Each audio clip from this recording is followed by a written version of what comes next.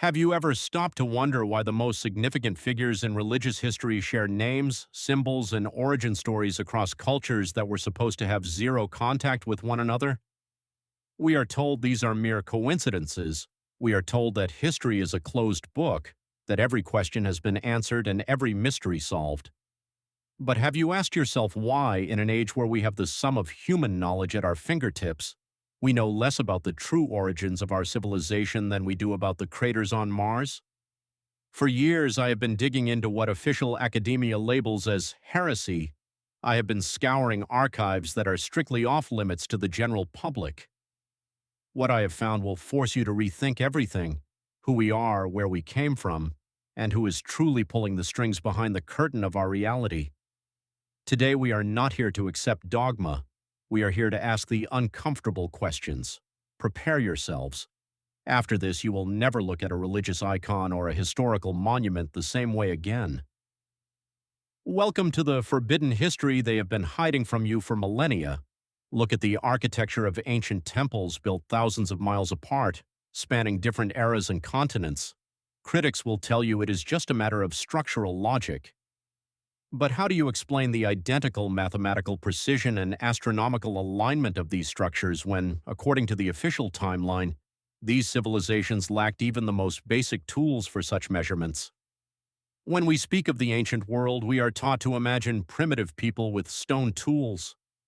Yet, how did these primitive builders move and carve blocks weighing hundreds of tons with a level of accuracy that modern engineers still struggle to replicate, even with laser-guided machinery? Here lies the first great deception. They need you to believe your ancestors were inferior. They need you to believe they were incapable, because if you admit they possessed advanced knowledge, you have to ask where that knowledge went and who took it from them.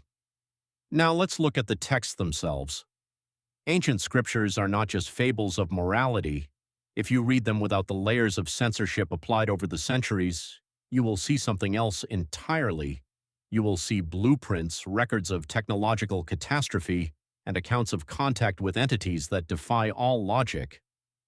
Religious institutions have spent thousands of years perfecting one craft: the systematic removal of anything that granted the individual direct access to higher understanding. They left behind only what was necessary to keep the masses obedient, fearful, and dependent. Why were there forbidden books? Why were millions of people persecuted, tortured, and killed for reading texts that were declared heretical? It wasn't because the texts were evil. It was because those texts were keys. They were the keys to unlocking the monopoly on truth. Ask yourself, what has actually changed today? We live in an era of infinite information, but the truth has been shattered into a billion meaningless fragments. We are fed just enough information to feel informed, but never enough to see the full picture. Ancient symbols are now everywhere, hidden in corporate branding, modern political logos, and pop culture imagery. This is not accidental. Those who understand the true history of our world know that symbols possess power.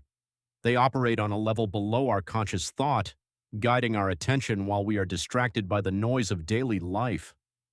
We are living in a time where the suppressed truth is finally bleeding through the cracks. Every single month, archaeological discoveries are made that contradict the standard timeline. Genetic research is turning the outdated models of evolution upside down. But have you noticed how quickly these discoveries are buried? They are drowned out in the endless stream of meaningless digital noise. But the truth is becoming impossible to contain. We are standing on the precipice of a massive realization. The only question left is, are you brave enough to accept a reality that shatters everything you were taught to believe since childhood? You can choose to remain in a comfortable world where everything is conveniently explained. Or you can choose to stare into the abyss. The entire history of organized religion is not just about faith or salvation. It is a calculated struggle to ensure we forget who we truly are. They have weaponized fear, labeling the pursuit of knowledge as pride or sin. But what if the ultimate sin is actually voluntary blindness? What if everything around you is merely a stage, a set of props designed to keep your consciousness trapped in a cage? Think about this for a moment. Why do the most powerful, influential figures in the world still consult these ancient texts in private? Why do they invest billions into researching what we are told are just myths? Perhaps it is because they know something we do not. Perhaps they understand that these ancient secrets are not just relics of the past, they are the blueprint for the future.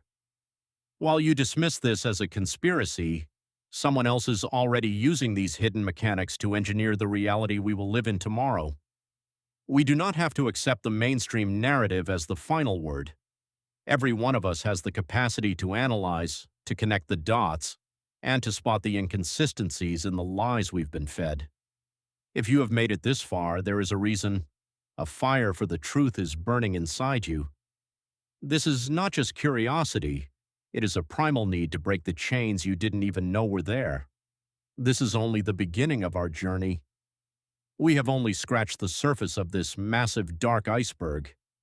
In the coming segments, we will dismantle specific documents, analyze physical evidence that cannot be refuted, and talk about the things the textbooks are forbidden from mentioning. After this, your perception of the world will be permanently altered, because the truth is not what they tell you.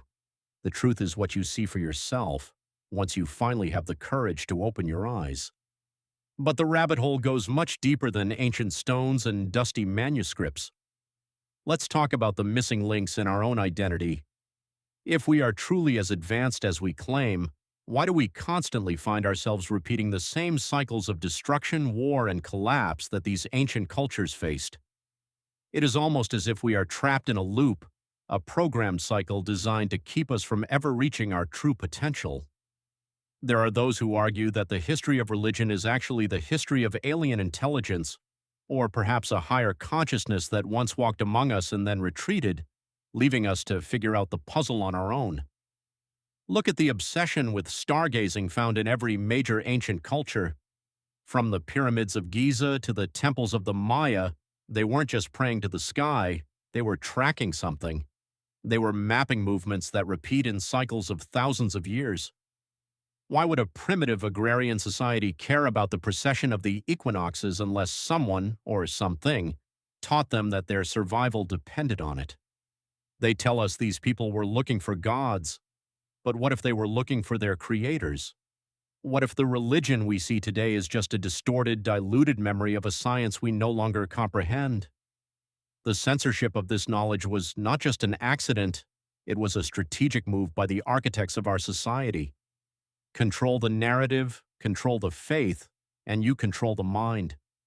By turning truth into sin, they ensured that anyone who dared to ask how or why would be ostracized or destroyed. We have been conditioned to accept mystery as divine intervention rather than seeking the physical reality beneath the veil. Every time you accept an answer without proof, you give away a piece of your own power.